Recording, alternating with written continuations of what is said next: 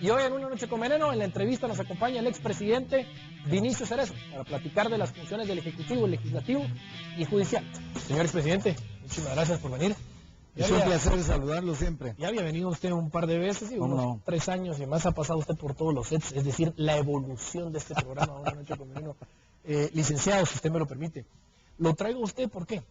Porque creo que serán pocos los que pueden analizar la coyuntura del día de hoy. Muchos contemplan que la forma de llevar el gobierno hoy en día por el presidente de la República, Otto Pérez, es extraña. Muchos incluso no la comprenden. Tal es el caso que existe hoy en día, que ha sido en medios de comunicación latente todos los días, el tema del bono de los 3.500 millones, más los otros préstamos que van a aprovechar el Congreso de la República para aprobar. ¿Cómo cree que un presidente debería haber manejado, digamos, el tema de los bonos, que por lo que percibo, mucha población guatemalteca se opone al mismo? Y economistas, juristas y demás se oponen a que los diputados del Congreso de la República aprueben tal cosa. ¿Cómo lo percibe usted? Pues es muy difícil ser expresidente y venir a decir o a calificar cómo está haciendo el actual presidente, porque uno siempre tiene que tener un nivel altísimo de respeto.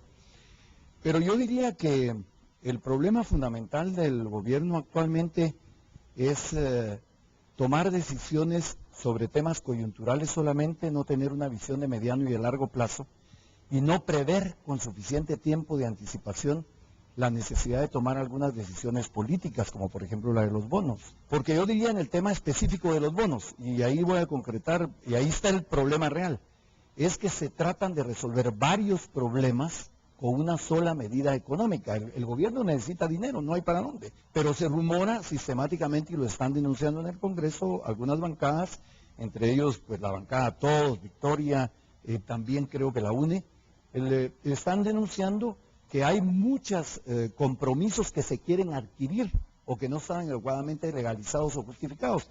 Y entonces esa sensación va a conducir y obligar al Congreso de la República, a los que tienen una actitud correcta y honesta, a rechazarlo, y a los que tienen una actitud oportunista a tratar de negociar su posición o prebendas de cualquier naturaleza para aprobar los bonos.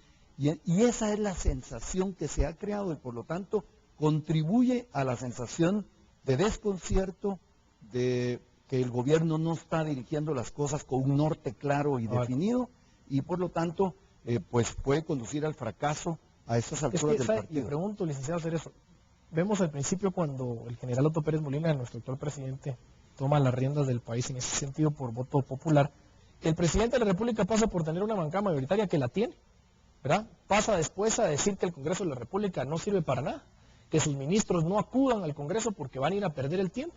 Y después de echarles todo eso encima, quiere, digamos, ahora sí consensuar con el Congreso de la República que lo ayuden a aprobar esto. O sea, ¿cree usted, digamos, que la asesoría tal vez que tiene el presidente en ese sentido de lograr consensos está fallando y de alguna forma los consejos o directrices que escucha el presidente no son los adecuados?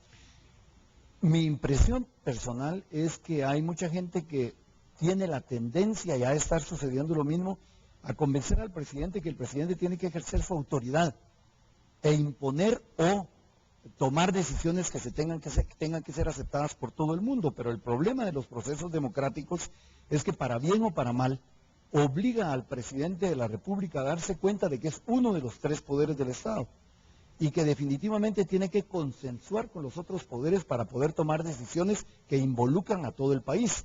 Y el problema creo que se origina no en el de los bonos, sino que el no haber hecho lo imposible para hacer acuerdos internos en el Congreso que permitieran desentrampar la agenda legislativa del Congreso, que se debía de haber desentrampado desde hace varios meses, porque si se hubiera desentrampado el Congreso en este momento, el presidente tendría mucho más fácil. Vemos, como usted bien lo ha dicho, que el Congreso de la República, también electos por elección popular por nosotros, que son nuestros 158 representantes, o sea, están muy desacreditados. Y hasta que uno no le pasa algo, no se da cuenta. O sea, el Congreso de la República, yo siento que llegan ahí y que uno como ciudadano le debería de dar esa investidura y ese respeto por la investidura constitucional, pero yo creo que tienen un descaro, que no existe un respeto de vuelta para el ciudadano. Hasta que no haya un movimiento social ciudadano en donde ya los pongan a temblar a ellos en el sentido de que no están haciendo nada en beneficio de los guatemaltecos, no se van a dar cuenta ellos. ¿Cree usted, por ejemplo, porque todos dicen, es que la bancada tal está liderada por el secretario general del partido tal? Yo no veo en realidad que exista alguien con liderazgo para cambiar las cosas en el Congreso. Y si no estoy mal, es de los peores congresos que hemos tenido desde hace muchísimo tiempo.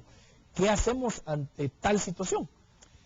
Bueno, yo he visto esfuerzos de algunas bancadas para buscar acuerdos en beneficio del Congreso de la República. Comparto totalmente con usted la sensación que se percibe en ese momento en el país. Ahora yo sí digo, yo creo que el Congreso de la República tiene que hacer un enorme esfuerzo y he visto a varios diputados que lo están intentando. Pues hay nombres como el de, aunque no son de la simpatía popular, pero son gente que están haciendo esfuerzos como Mario Taracena, como Roberto Alejos, como otros diputados como Ninette Montenegro, que están buscando fórmulas para hacer acuerdos en función de desentrampar el Congreso y por supuesto de ponerlo a marchar para cumplir con sus responsabilidades de representantes del pueblo.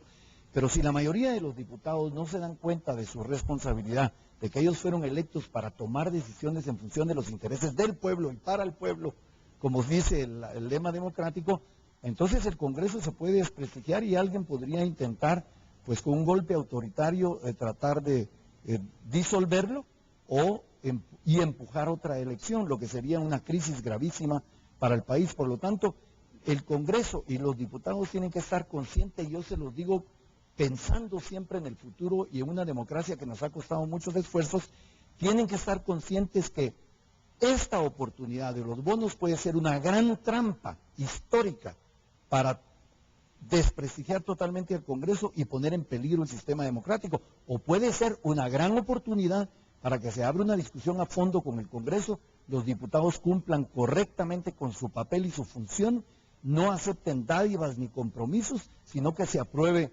lo que sea necesario en la ley, los bonos adecuados, pero justificando correctamente los gastos que se van a hacer, las deudas que ya se tienen o los contratos. ¿A quién se le está pagando? ¿Qué contratos se están pagando? ¿Quiénes han cumplido con las obras? ¿Quiénes efectivamente tienen contratos? Y lo demás, simple y sencillamente establecer una supervisión o una comisión que controle cómo se van a usar esos bonos en beneficio del país y no en contra del interés de la economía. Sí, porque alguien decía, es que ustedes, digamos, los que están en contra de los bonos es porque no quieren que se les pague el sector. Pero no, es que nadie está diciendo que no se les pague a esa gente que realizó las obras. Pero si que no los van a quebrar. Pero que se especifica el pueblo qué es lo que están pagando. Existe un enorme peligro de la quiebra de una gran cantidad de contratistas. Y otros que ya quebraron. Y otros que ya quebraron, que van a provocar una crisis bancaria, porque su insolvencia hace que los bancos también tengan contratos insolventes y esto produce una cadena que podría traducirse en una crisis económica a nivel nacional. Por lo tanto, sí se debe de ver con objetividad y atención lo de los bonos, pero el gobierno tiene la obligación de aclararle a los diputados y de hacer en el Congreso de la República una negociación limpia en beneficio del Congreso, del gobierno y de los intereses del país. Qué bonita esta plática. Había hablamos del Ejecutivo, del Legislativo. Ahora veamos si empiezan los índices de violencia, que el lema de este gobierno era mano dura, y que iba a contrarrestar los temas de violencia con una muy buena propuesta de seguridad. ¿Cómo ve, digamos, usted el tema de seguridad en general en el país? ¿Cree usted que hemos empeorado desde que usted está ahí, o por lo menos en la época que usted estaba ahí? Y al final, si usted nos puede dar su criterio conforme a la CICIG, ¿la necesitamos, no la necesitamos?